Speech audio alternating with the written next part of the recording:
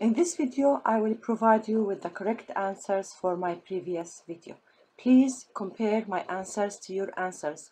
Don't look at this video if you did not finish the previous practicing video. Let me read them for you. رقم 1. تسكن مها في بيت. مها lives في بيت, in a house. أما أختها, but her sister, فتسكن في شقة. She lives in apartment. Now here we have a verb, then we prefix fa to the verb. رقم 2. بيت سارة كبير. So we have here an adjective.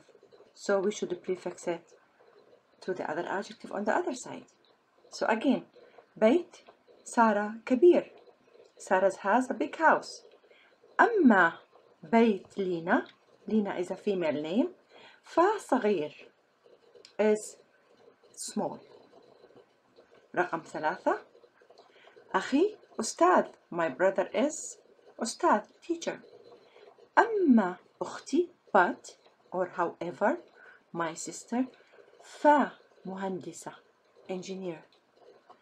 Or we can say أخي مهندس, أخي أستاذ, أما أختي فهي. We can prefix fa to the pronoun. أما أختي فهي مهندسة. So remember, anytime we use أما, it has to follow by fa.